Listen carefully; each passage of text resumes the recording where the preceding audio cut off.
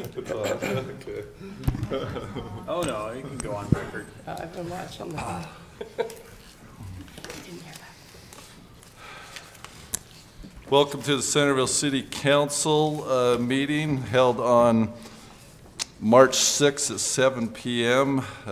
Council is now in session. We previously had a gathering of the Centerville Community Foundation with their annual meeting, and now we've headed into the council meeting. We welcome all that are joining us today. So let's have a roll call, make sure we have a quorum. We'll start down with Councilwoman Ivy. Here. Here. Here. Here. All 5 council members present.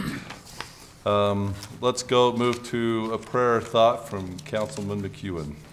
Well, the thought tonight is really short. I was perusing a couple of articles and I came across a fact that was pretty interesting to me. And it stated in the last 70 years, Italy has formed 67 governments. And since World War II, Britain has formed 25 different governments. And of course, they're parliamentary republics, so their executive branch draws its power from the ruling party. And I thought about that, just the uncertainty of that much political upheaval in your life just is way, way beyond the pale. And it made me appreciate our system, and we have our elected representation for our executive branch. And how our system functions. And it's nice to be part of a system where the voice of the people still speaks. It's not concentrating the power in the hands of a few, especially at the community level. Everyone who's here is because of the voice of the people. I'd like to add a small prayer. Father in heaven, as we bow our heads and give thanks for the community in which we live and for the opportunities which we have to serve, we ask that Thou will guide us and give us wisdom to serve the needs of the residents of Centerville, to present ourselves with decorum and wisdom. And for these things we pray in the name of Thy Son, Jesus Christ. Amen. Amen. Thank you for that thought and prayer, Councilman McEwen. If you'd all join me, and we'll stand to the Pledge of Allegiance. I pledge allegiance to the flag of the United States of America, and to the republic for which it stands, one nation under God, indivisible, with liberty and justice for all.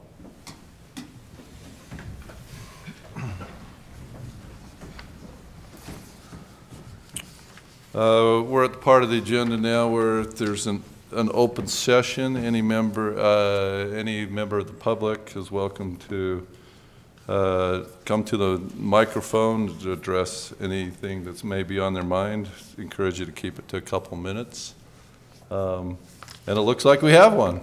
Great. I introduced myself to most of you before the meeting, but I'll go ahead. I haven't to everybody. My name is Bruce Young.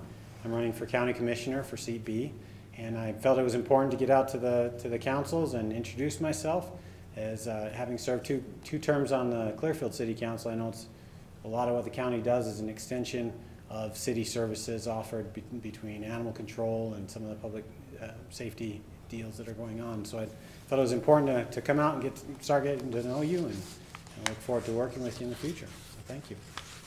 Thanks, Bruce. There is 2 council seats open, right? 3 people running? There's several. Okay. The official declaration starts on Friday and goes through next week, so we'll see if more people come out as well. Thanks for your willingness to run and get involved. So we all know how that goes as well too, all running for our positions. Let's head to if there's no other public comments, then we will close the open session and we'll move to item E on the agenda of the business of the meeting. The first thing is the minutes review and acceptance. We have the February 20th, 2018 council regular meeting minutes and the February 20th council work session minutes. And also the February 21st joint city council and planning commission work session minutes. Comments on any of those minutes, changes? Mayor, there is one correction that Lisa and I discovered that we need to make on the regular minutes, page 3. Okay. Line 22, the motion regarding the amendments to for home occupations. Line 22 should say, and authorize staff to add language that would limit permits, blah, blah, blah.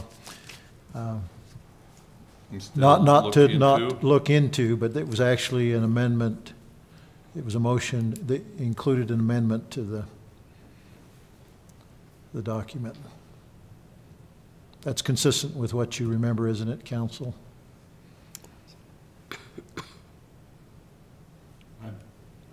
So you want me to repeat that? Or No, that is consistent with what I remember. okay. Okay, any other comments on any of those minutes? On the joint work session, on page 2, line 11, it says, she said she was worried about opening Main Street up to more uses because she's concerned about what would come. I don't think that's what I said. What I was trying to put through was, I was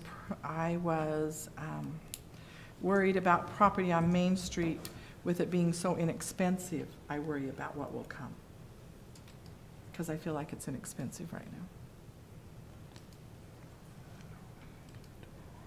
Do you have some proposed? Yeah, I would like that changed. This is line 11 and 11. 12, She page said 2. she is worried about property being so inexpensive, she worries what could come on our Main Street. Or if you can think of a better way to say it, that's okay. That's the gist. Katie does a much better job than I do. Did you get that, Katie? Okay. Thank you.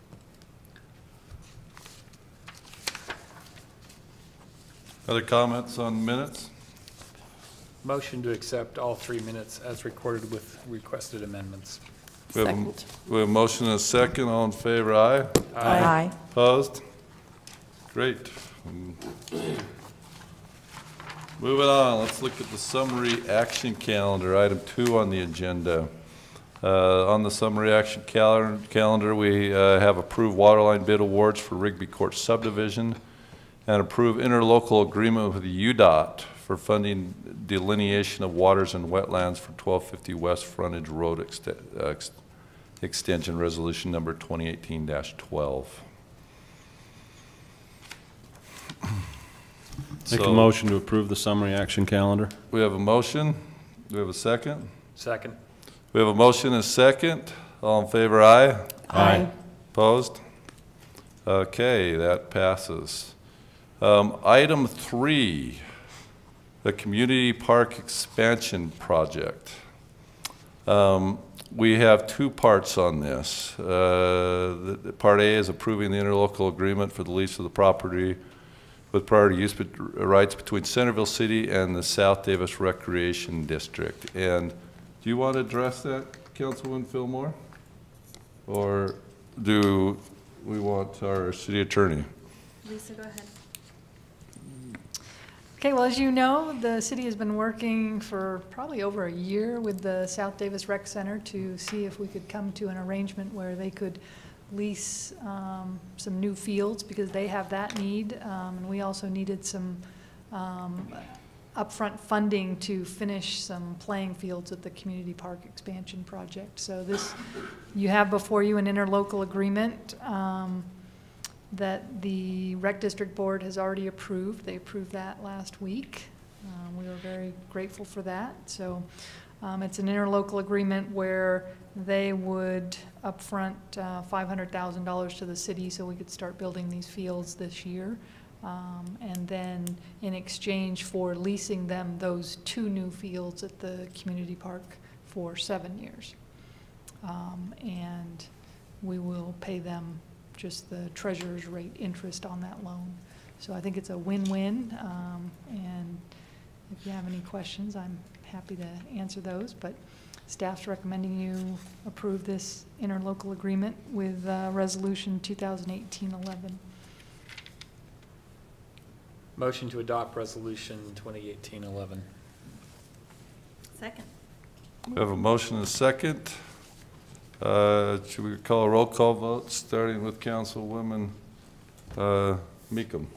Aye. Aye. Aye. Aye. Aye.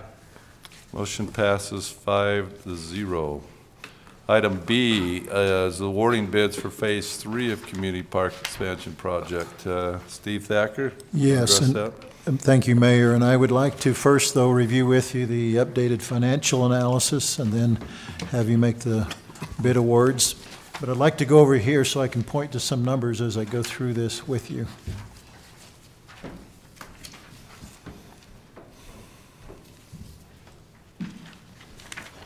I hope this is a little better, more understandable fashion that I put this together. You remember last time I marked up a copy of this and showed you if it occurred here or here. Anyway, and this also incorporates the decisions you've made recently about the use of the contingency.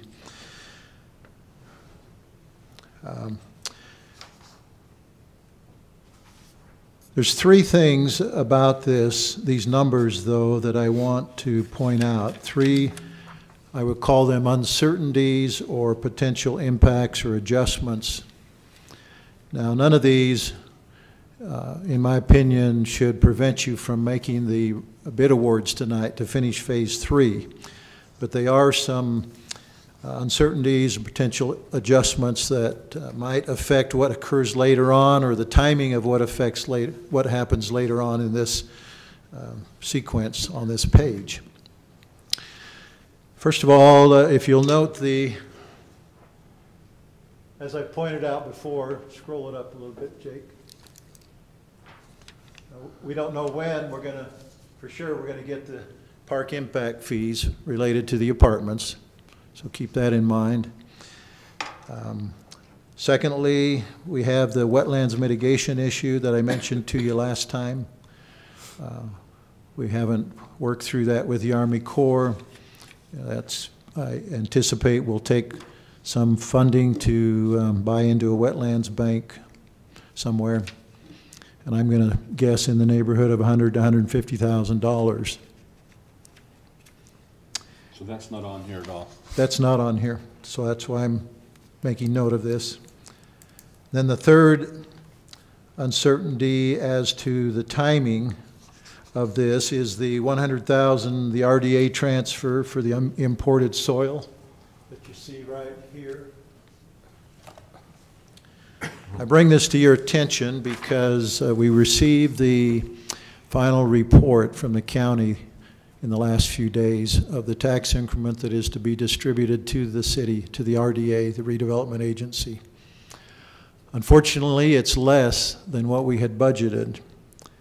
The amount we budgeted was based on projections that the county gave us last May in a report on which we based our RDA budget.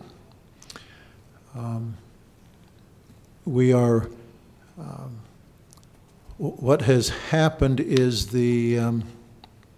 just in summary, and let me explain that in 2 weeks, we'll go over the extensive analysis that I reviewed with you in January. We'll go over that again with these latest numbers, and that includes what does that mean for the current fiscal year, and we'll be able to cover our obligations. I don't want to get you worried about that, but what these additional sums that are owed from the RDA, for example, this $100,000 and the $117,000 that we talked about earlier, to other funds of the city, the timing of those could be affected, those transfers.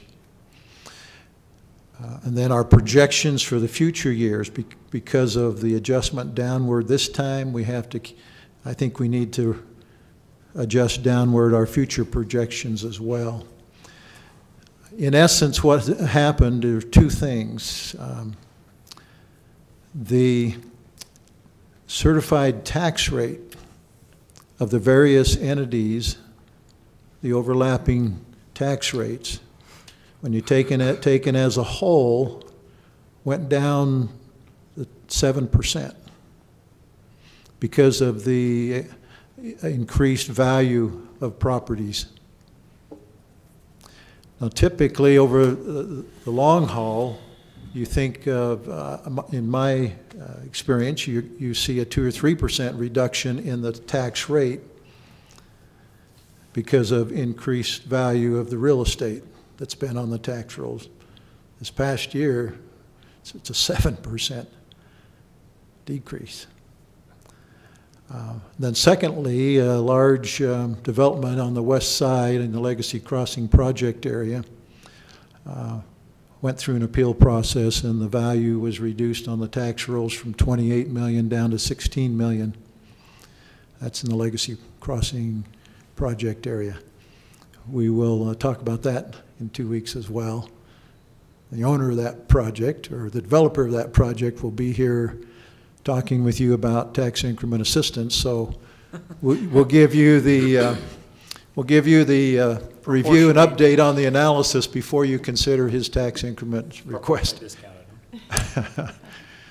But again, bottom line, I don't see any of this affecting your ability to go forward with the bid recommendations tonight. And we do have a contractor preferring that you do it tonight rather than next time. And so if you would be willing to do so, we recommend both the labor bid, and then there's a couple of materials bids in the packet. So you're saying the projection is missed by 7%? Or is 7% plus? You mean the RDA tax Yeah. increment?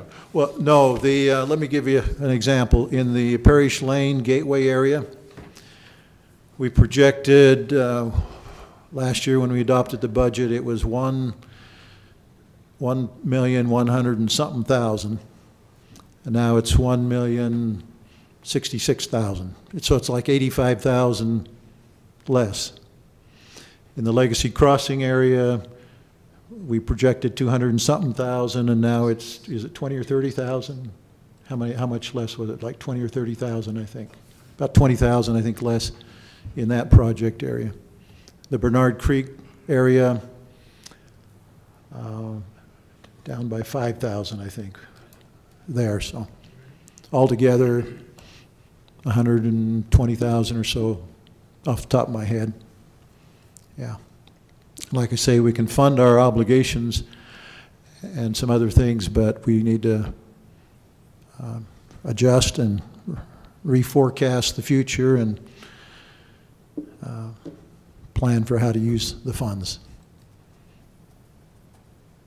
And ultimately, I don't see any problem with the RDA repaying the city's other funds, those two large amounts we're talking about. It just may take a little longer.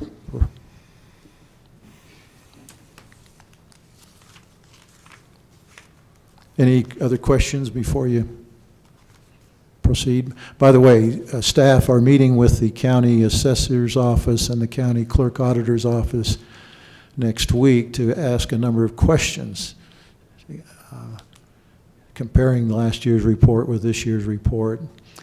Jake is scrutinizing this latest report to make sure all the parcels that are in those project areas were taken into account in calculating the tax increment, those kind of things. Trying to do our due diligence before we meet with you in 2 weeks.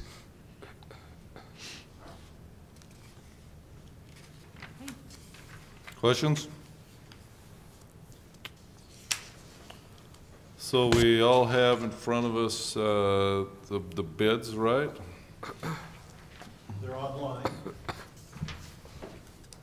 Jake, you want to pull up the recommendation for? I would go ahead and make a motion that we award bids for Phase 3 of Community Park Expansion Project to Landscape Specialties in the amount of $459,350.30 for the construction, Mountain Land Supply in the amount of $15,756.41 for materials, and Sprinkler Supply Company in the amount of $6,140.77 for materials. Second. We have a motion and a second. Roll call vote. Just a clarification, so on Clarification? the materials, both of those will include a little bit more for taxes, is that right? Plus taxes? Plus taxes. So plus taxes on the latter two, so it'll be a little bit more than that. Right. Okay. Okay, with that, So, do Yes. you want to restate with taxes? With taxes, Right. in addition, taxes, in addition to the amounts stated. Second. we have a motion and a second. Any further discussion or debate? Okay, let's vote then. Starting with Councilman Ince. Aye. Aye. Aye. Aye. Aye. Motion passes 5-0. Going back to number 2. I didn't do a roll call vote on that, Lisa, but everybody said aye. Are we okay? I know, I was gonna let you go on that. I didn't hear any nays, so I think we're okay on, Right, so we can just mark it as a roll call because it was unanimous, so. okay, great. If I need to, then I will do that, so. Okay, moving to item 4, Mayor's Report. In the last couple of weeks, I met, along with the city manager, with Chris Peterson, UDOT's Division 1 Director, and I asked him a couple of fun and interesting questions, and Steve did the same. And maybe he's going to report on what he asked him about. But I asked him some of the things that the citizens asked me about while I was running and since then. And one of the things was how we set our speed limit on Main Street. Maybe all of you know, do you? He said that every 5 years, and Steve, correct me if I missed anything, every 5 years they do a study and they look at 85% of the cars, throw out probably, I guess, the bottom 7.5 and top 7.5. Is that how it was? Or? Well, no, it's the 85th percentile with all the speed data Okay. ranked, the 85th percentile of Yes, yes, there you ranking. go. And then they set the speed limit within 5 miles per hour of that speed. So basically, the residents are setting our speed limit on Main Street. And so that's how that's set. I also asked about how they determine along our Main Street, if other than at our intersections, if we ever need crosswalks. And the studies they've done has not shown that, but they were willing to look at those items and do a study when that happens.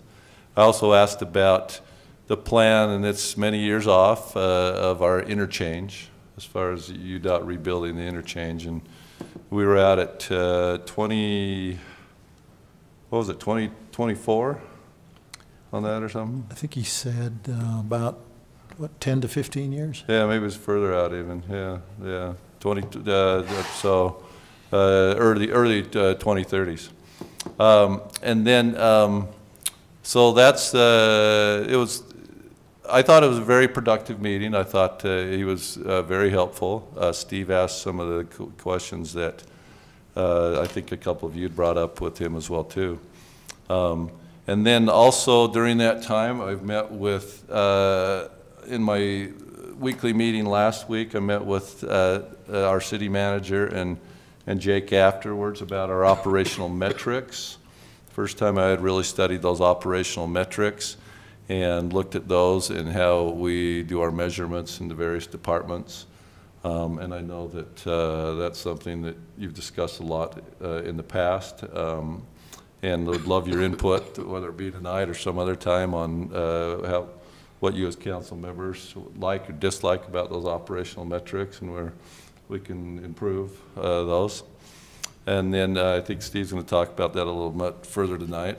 And then also, I've met with during the last couple of weeks with 2 or 3 citizens, and I can discuss that further later at some concerns about our ordinance of our parking on the streets during the wintertime.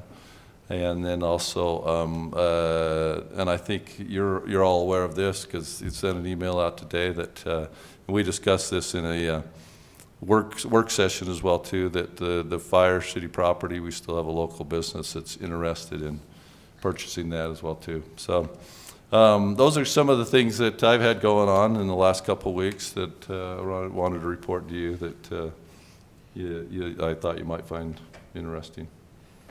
Any questions for me?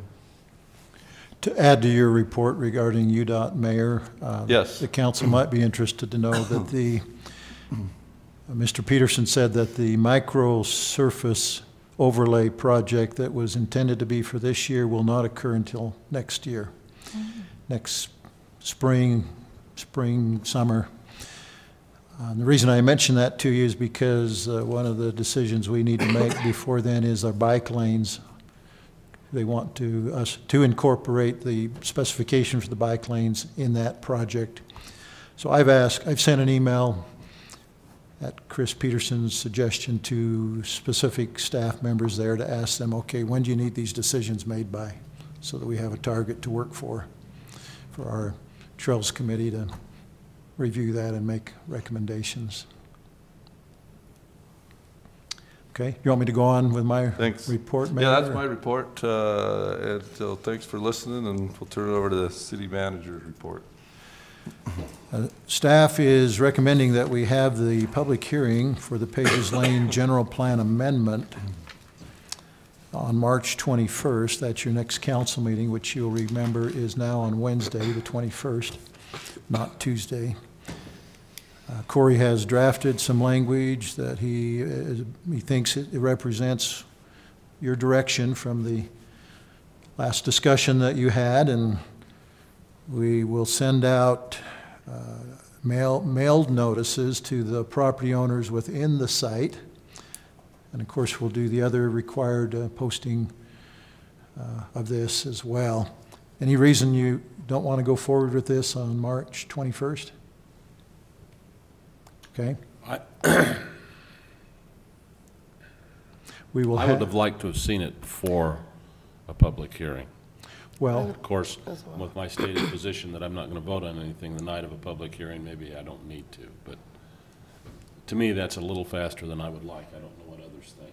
Yeah, I would like to see that. Bill, I'm having a hard time hearing you. Could you use I your beg mic? your pardon. I said I would like to see it before the public hearing in a more final form. The Now- language from Corey, Yes. yes. That stated, since I've kind of taken the position I'm not going to vote on something immediately after a public hearing, maybe that's excess time. But it seems like everybody agrees with me. I still would like it, yeah. I'd rather see it before. so the you public. want to schedule it for a discussion with you for next time and then later a public hearing? Yeah. Okay. Just to make sure that the capture is in fact the correct capture before we bring the public in one way or another. Okay. All right. We'll let Mr. Buck Swaney know that. He contacted us this past week to find out where we were on this process. So he's thinking it's on the 21st. I'll let him know. If he wants to come and hear your discussion, he can do so, but the public hearing would be later, Okay. another time. And did you give a time for that one, Steve? Excuse me? Do we have a time for that one? Is that a 5:30 or a 6:30 or a, You mean So- on the 21st, if we're going to So talk are they still about going to it? have a work session just to talk about the draft? Or- Well, I assumed you'd just talk about it in this Okay. meeting, your regular meeting. I don't think we need a full work session. Okay. I don't think we need a full work session. I think Yeah. this meeting is Just fine. have it be. Does in the that mean no packet work and then session we that can- night? Let's see, the 21st. 2 times in a row? No, that's your RDA work session Yeah. that I mentioned earlier. Good try. Now, that was, wait- that was wait- in the wait- other meeting that you mentioned it earlier. Wait a minute.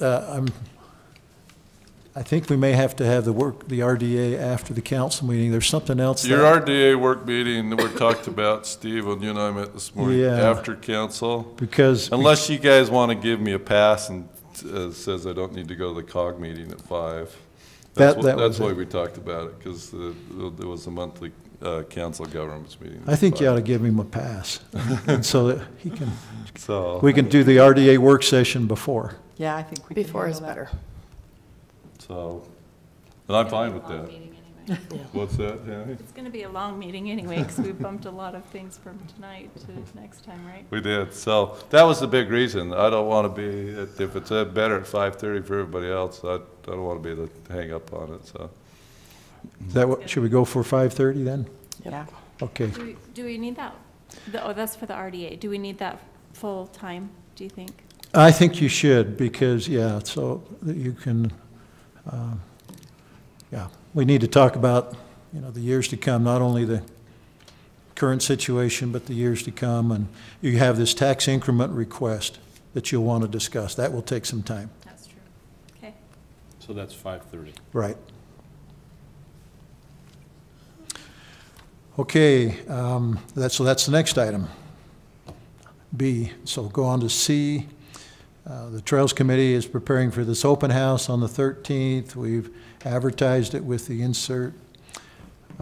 What we're thinking of doing, and so, you know, I'm seeking any other direction you want to give me, but we're thinking we would prepare a comment sheet, a half sheet or something, and encourage everybody that comes to leave their written comment, regardless of what the conversation they have with any of you or the Trails Committee. Encourage them to leave their written comment, and we'd compile that for you and the Trails Committee. And ask them as a minimum on the comment whether they're a Centerville resident. Yes. And then give them opportunity to give us other contact information, but that would be optional, like their name and email, that kind of stuff. I have another, was a suggestion or a wish. I would like some signs put up at the heads of the trails up on the mountain this as soon as possible, so that we're capturing the people that are using the mountain for that. So somehow at our trailheads, if we could put, you know, one up First South and one up all, I like that. Near the bowl. We'll get the yeah, Trails up by Committee the, working on up by the that. bowl and up by Freedom Hills, you know, where we figure people are going to be entering, that there's going to be this hearing and that we're considering a bike trail, and, you know, have them come, so that way, Well, on once they're those- up there, we'll, And on those kiosks, they can actually put the article and map that we've given in the insert. Put but I'd that like it enough that they're. big being- letters too. Yeah, well, I'm like, yeah, Something- or else a something separate visible sign, enough. because I go up all the time, but I don't read the kiosk because it's just the same all So the something time. that'll catch their Yeah, attention. so I'd like something as a sign over top of the kiosk, something that we can put up there so that, you know, some signs. I'd like several signs up there so we're getting the people that are Too bad we using missed it. the nice warm months of January and February. where- Isn't that the truth? Okay, so the trailheads, the I bowl don't know how many area, people are the, using it in the icy March, but just the trailheads all along, yeah, Yeah. no, that's a great idea. Would be good. And up to by the bowl, probably. yeah. I Okay, like that idea. okay. Yeah. Good suggestion. Any other thoughts or direction you want to give us? We'll just be setting up in here that we'll have several reproductions unmounted of the proposed concept plan so that several conversations can be going on. Not everybody has to get around one board. And we will post it as a meeting because most or all of you will be here. Stephanie, you about to say something? I was about to ask you what time it is, but I can look it up. Six to 6 8. o'clock. Between 6 and 8. 6 to 8. I don't know that it is inappropriate to do what I'm about to do, but I have a feeling and a thought or a comment. Is there a way that we can ask that they look at the proposed route so that it does not eliminate anything else happening on that property ever? Because the way they're crisscrossing it at this point, it appears to me that if we do the trail, nothing else ever happens up there. Well, actually, they've tried to leave the bowl area Well, excluding the bowl. but- unaffected. the bowl and the gun club, and I'm making some efforts to make sure that some of those people are aware of it and are coming. But it's still out of the 185 acres. Yeah. It probably eliminates anything else ever happening on that property, unless we come in and Take out. destroy Take a portion out of the trail. Take out the trails. Well, maybe not all, but part. And so I'm wondering if there's any way that they can get a substantial amount of what we're after going around the outside area. It's just it's a thought. As you look at it, is it a good use of acreage? Absolutely. Is it a great use of 180 acres? I don't know. Well, that's a conversation I assume you'll have after this open house, and you'll get people presumably who will say, well, what about this kind of an activity up there or that kind? And Well, to some degree, part of my comment is to get that out in front of people so they know what I'm thinking as soon as possible, like the Trails Committee, because I'm not trying to shoot it down. I'm just trying to say, are we making the best use of the limited property we have? I could see your concern, Councilman Entz, that night that we met. I like the idea and the concept where we're finally doing something with property that we weren't doing anything with, but I would hate to have something that was really meaningful that needed to be done up there. And this is meaningful, you know. But it was an emergency service type of thing or something like that, and we didn't have any other options to not ever have that option. Same time, you don't want to say, hey, you've worked hard for this, we're tearing it out in 6 months or a year. So you want to have some time to be available. So Well, that's I can see your interesting, question. because I had somebody call and ask me, and I don't know the answer to this. I told them it would be a grant money, they were concerned about the money, and I said, you know, it's going to be grant, it's not really, most of it coming from the city.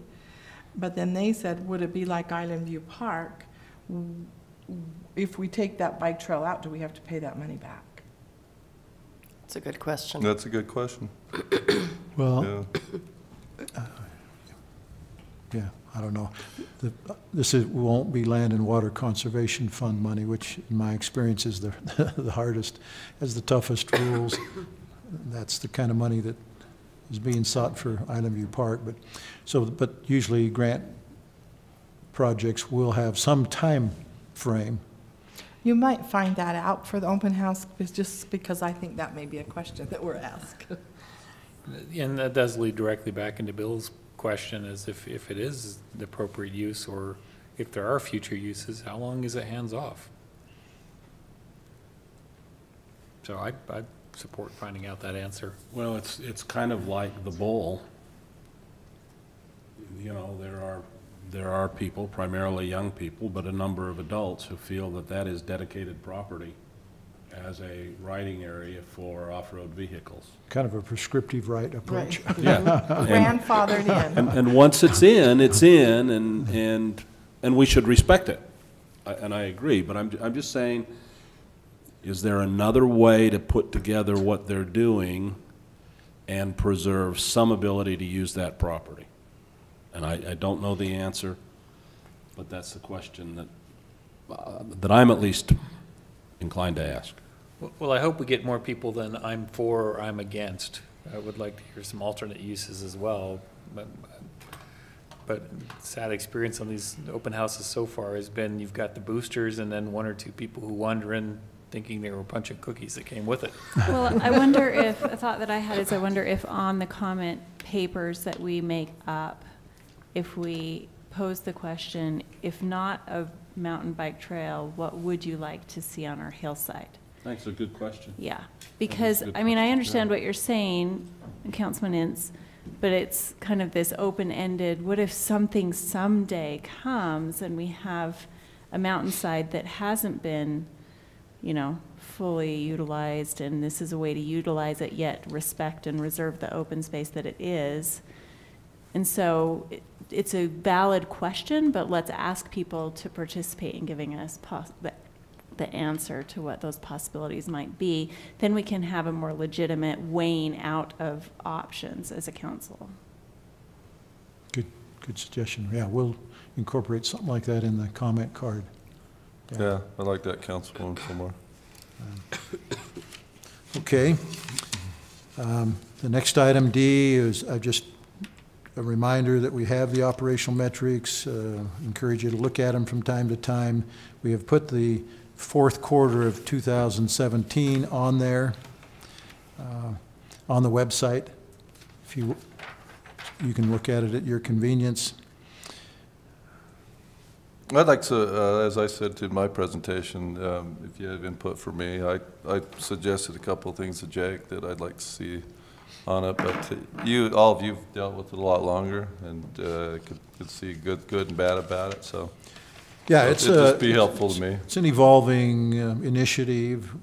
We've added some metrics. We've taken some out because they didn't seem to be useful. So over time, we'll continue to do that. State legislative issues. I would be interested in thinking, conversation Clark and I've actually had, I think it would be interesting to let a department head or ask department heads to come talk about their metrics and what they mean and what they're doing. Not all of them one night, but from time to time. I'll be honest, I have not spent the time with them. They were done prior to my being on the council. I don't think we've ever had a detailed conversation about them, and No. I would be interested in hearing them say, here's what we get out of this, here's what it's helped accomplish, here's where it's taking us, here's how we're using the data, as opposed to, and this is going to sound rude, and I do not mean it to sound rude, Paul, if you're watching, this is Paul's legacy, and we just do it because he said to. Does that make sense? Well, actually, we're doing this because Mayor Cutler wanted us to undertake this. That's what he said. I'm That's sorry. what Paul he's referring to. I thought you meant Paul Child. No, that's Paul. Okay. And I think it's a good idea, but I'd like to hear a little bit about it. Okay. Yeah, and I think you're aware that with Mayor Cutler, he met initially every 3 months with me and the department heads, had a little luncheon with pizza brought in, and we reviewed the metrics and talked about what they meant, the trends we saw, and et cetera. And then he later moved to every 6 months. I was not aware of either of those. Yeah, so the mayor was involved in discussing, mayor and me both, with the department heads. And Mayor Wilkinson may want to do something like that too. But bringing them one at a time to you, we certainly could do that. If you know, for maybe you rotate them through, one per meeting for 10 minutes. Yeah. I don't know what other people think. I think it'd be a good idea. I'd like to know. Yeah, it's useful, and if they feel free enough to say, yeah, I report on this, but it has no validity to what I do, without, any fear, I'd like that too, because you can measure a whole bunch of stuff, and a lot of people do because they have spreadsheets and capabilities to sample, but the sample doesn't mean anything concrete, so. Yep. Yeah, and that's one of the guidelines when we started this thing. Is I said to department heads, look, we want to make it meaningful, and we don't want it to create a lot of extra work, so the data has to be easily gathered and has to be reliable, has to mean something to us over time.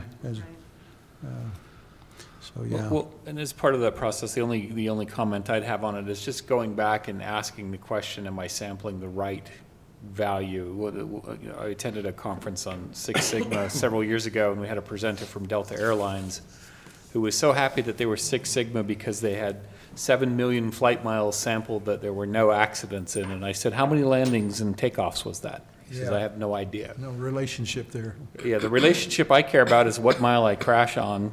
No, it's that I didn't get to my destination. So as long as the metric matches what we're actually trying to achieve, I'm fine with it. The focus for most of the metrics, if you've looked at them at all, is outcome-oriented. Because you can have outcome measures, you can have output measures, input measures, and efficiency measures relating to the output to the input. But generally speaking, I want to see the most important measures, in my opinion, are the outcome measures. Are you accomplishing what your effectiveness indicators? So on that one, I do have a question. On the one that's the glaring oddity in the whole thing is, I think it's page 15, under Parks, Rec, and Cemetery, when we've got a list of events down the side, and each quarter it says met. Yeah.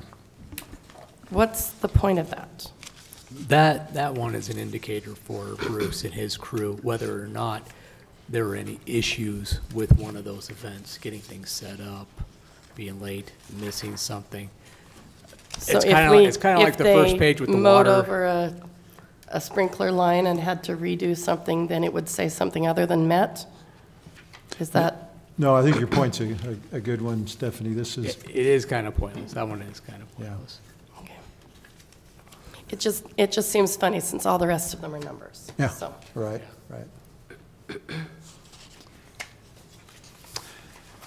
Okay, the last item, and we can take as much time or as little time on this as you like. State legislative issues. I attended each of the Legislative Policy Committee weekly meetings sponsored by the Utah League of Cities during the session, held on Mondays at noon. I'll acknowledge and admit to you that I spent very little time reading bills. I just don't have time to do that. That's why we rely on the Utah League of Cities staff to understand the bills and bring to our attention as city officials those things that we should either support or oppose. And there were nearly 300 bills that had potential impact on cities. Out of the, I think they told us on Monday, yesterday, that 1,400 bills or so had been filed. They were tracking 300, almost 300 of them. So Steve, that does bring up an interesting question with the relative value of Utah League of Cities and Towns. How many of the bills, in your opinion, that you see and oppose or support actually track with what your professional experience is of whether you would oppose or support them? I can't honestly say because I didn't read them. Not on this list, but in years past, I mean, there's a support and oppose for a number of these bills. Do you believe that the league is actually representing the best professional, well, let me restate it. Let me say, do you believe that the league is actually representing the best interests of the towns from your professional perspective, or is there a political bias leaking into what the league does? Or because I'm sure you've read one of these and go, it's opposed, but I think as a city we should support that. No, I would say by and large, with very little exceptions over the years I've been involved, that they, in my opinion, fairly represent the city's interests and what our positions ought to be on these bills. And there's several themes that they emphasize every year, and one is let's resist preemption of local land use authority. Let's resist any attempt to diminish the local decision-making authority that you have. Lisa, you wanted to say something. Yeah, I would say 95% of the time I agree with their position on the bills, and I think they are representing the city's best interests. The other thing that I think is beneficial that the league does is they're working throughout the year. So, for instance, I sit on the land use task force, and so we spend all summer listening, debating with the developers about new legislation that they want. And what would happen in years past is the developers would just bring that legislation with no input from the cities. And so now we sort of negotiate all summer, good or bad, but we have more input on the legislation, and we are able to get the developers facts. If they're saying there's a bad actor, we can say, well, show us. And and then they ask for surveys, and that's why Steve and I always try to respond to the league surveys, because that's how we get information out. But then they also have the Legislative Policy Committee. So I think there's a lot of opportunity for cities to speak directly to the league. And if you do oppose a bill, I think it's our obligation to help them understand why we oppose it or why we disagree with the position they're taking. And I think that they would be receptive to that. But, I mean, that's been my experience with them, is that, you know, they want to hear what our And there's such a opinion is. wide variety of Utah cities and their character and their makeup. They're representing the rural cities and the Wasatch Front cities. And I mean, when you go to the conferences and hear that, you can hear and see that they're remembering that, I feel. I think just to express an opinion, I think our money our dues are well spent.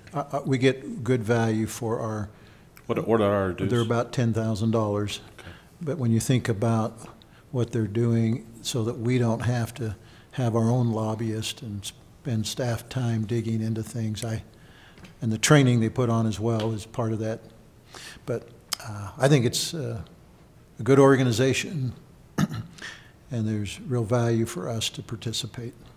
I do use them as a resource a number of times, and even with Roger too, and, you know, I can just pick up the phone and call him or talk to any of them. And We do have a little bit of an extra in because Roger is a Centerville resident and he's a several of great us know him. resource. In fact, we have two of their staffers, Centerville residents. Brandon Smith is also a Centerville resident, yeah. I kind of agree with the overall value. I passed out that article on this one piece of legislation about supporting homeless shelters and so forth. And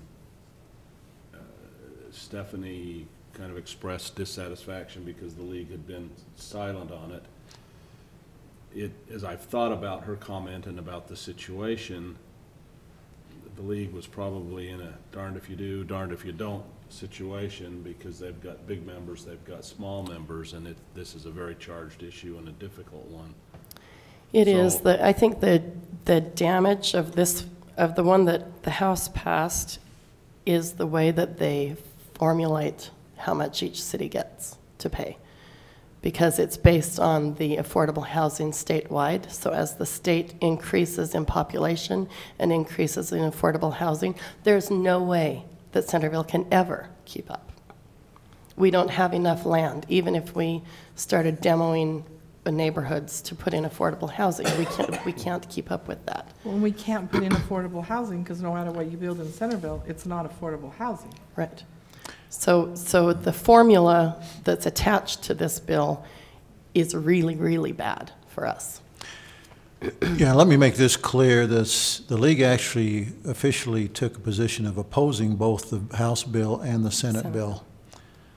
But they made it very clear, the league staff, in the last couple of committee meetings that I attended, that the legislative leadership has sent the message very clearly there's going to be such a bill. And so That's unfortunate. If the legislative leadership has the power to silence the league, that brings a lot of red flags for me. Well, they're not silencing the league. They are sending the message to the cities that we're going to have a bill, so your best route is to work with us to try and modify it and find a more acceptable details within the bill. But there's going to be one, and the concept that all the cities need to help out those cities that are bearing the burden, that needs to be accepted. That's the message the legislature is sending. And so the league staff is trying to... Who in the legislature is sending that? Well, I think the House bill passed unanimously, didn't it? Isn't No, that what I it read? didn't. What was the vote? No. Oh, the committee, I'm sorry. It came out of committee, I think, with a unanimous vote. But there's two versions, and they take different approaches. There's a House bill and a Senate bill. So how much, and the league took a survey. leeway is there to change the formulation of that impact to the cities? Because that's going to hurt us. I mean, we can say that Utopia hurts our budget. It's going to hurt us a lot if we are subject to a formula that the state comes up with when we can't possibly create affordable housing. I mean, you look down there on the west side, we've got a lot of apartments. None of them are affordable. Well, our floor sponsor on that is Senator Todd Weiler, so, Contact your legislature. yeah. So do we want to contact him, do we want staff to contact him on behalf of the council, letting them know how we feel about it? I think I think every one of us ought to. Okay, I think it's more See, powerful individually if each of you individually. okay. yeah, at this point, yes. Because there's so many details in there, and I wouldn't know how to represent fairly each of your own thoughts about that. I wouldn't want to try and represent that. Yeah. Well, I think we were pretty clear with our legislators when they came out for the work session that the problem we have is that affordable housing and penalizing cities for not being able to create something that the market is driving is really tough, especially when you're creating additional financial burden, because where's the money come from? Okay, so you fine the city because they don't have a homeless shelter and they don't have affordable housing. So as a resident who's lived in Centerville, is that an issue that should be taken down to a property owner in Centerville? It's a complex issue, I get it, as far as that goes, but it's really tough to spread the pain across all these communities that are already stretched. And we already did a tax increase. Where do we go get the money if the city cannot meet the obligations of this new legislation? It's really, really tough. Well, Right, but the and there are counter-argument towns that is can that- get that. But the counter argument is that it's really tough to be hosting a homeless shelter, Yeah. and that there are costs associated with that, not only actual fiscal impact, but the costs that this council has clearly expressed we don't want to burden our community with as far as changing character, et cetera. And so to just try to shun all the responsibilities and say we don't want to take any of it, we don't want to take the fiscal cost, we don't want to take the impact on the character of our city cost, we don't want to take, yeah, it's a complicated issue, and I certainly don't feel comfortable just saying oppose, oppose, oppose, because this is a very real problem that the state is trying to tackle, and I have respect that they're trying to deal with it. And don't take my comments wrong. I think that that's an issue that needs to be addressed. And the original point of that discussion with our legislators and it was back to affordable housing and what the character of the community would be like. And I did indicate at that time that communities probably that try to maintain a character that does not represent affordable housing are going to have some additional costs in property taxes for services because they're not going to have the tax base. This may be a consequence of that. But it seems that the approach of is really draconian in terms of it doesn't matter whether your community has a homeless problem or not, or is, like I say, out in Daggett County, you're to participate in the homeless problem and the payment of a problem that's relative to metros and areas where centralized services are causing more of an issue. It's a tough issue. And my original question on the league was just more along the lines of, and I think the discussion's been great, but my question really was in terms of if we look at this as oppose, support, if our positions track, that's great. If we feel that there is a huge divergence between what the league's doing and what as Centerville City thinks should happen, that would be a different discussion. In my opinion, George, there's a high correlation. Okay, so there's a high correlation, that's great. I have not made the number that I made last year, but in the past I've felt there's a relatively high correlation. Let me add this. The Legislative Policy Committee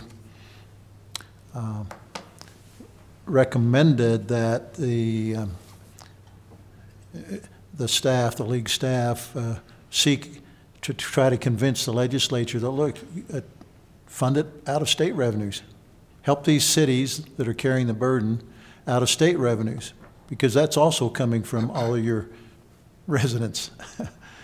And the answer came back, the cities need to bear some of this. The cities need to carry some of this.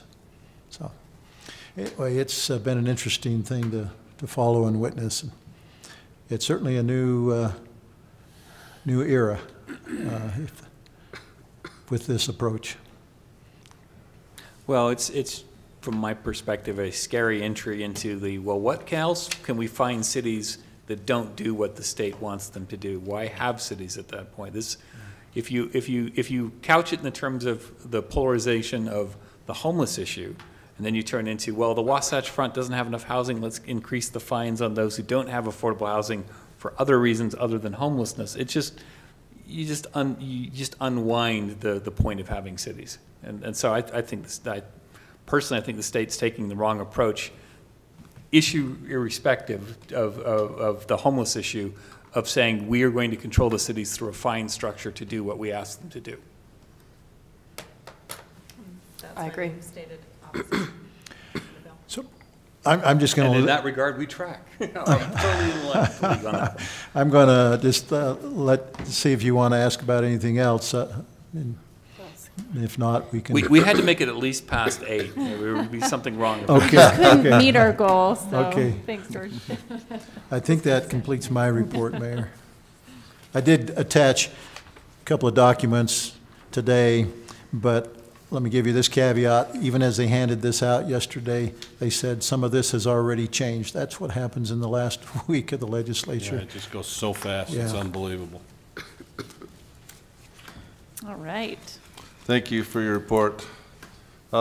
Next on our agenda is a closed meeting. I don't know of any need for a closed meeting, No. unless I hear otherwise. Number 7, I focused very heavily on the community foundation in looking at that. To accomplish its purposes, I felt that we've needed more fundraisers on it, so we've had, their bylaws allow them to go from 7 to 15 members. They approved that tonight. In conjunction with that, I'm suggesting that Dave Gutke stay on the Community Foundation, and that John Hollingshead be added as a member of the Community Foundation as well, too. The two of them. And just for everybody's information, John Hollingshead was there tonight Yes, he was. and took a couple of assignments. Mm-hmm. Even though he wasn't a board member yet. I move that the council supports those appointments. Second that. All in favor? Aye. Aye. Any opposed? All right, thank you. Anything else from anyone else? Motion to adjourn. Motion to adjourn. Second. Adjourned. Okay, put this one in your journal. We got out in a.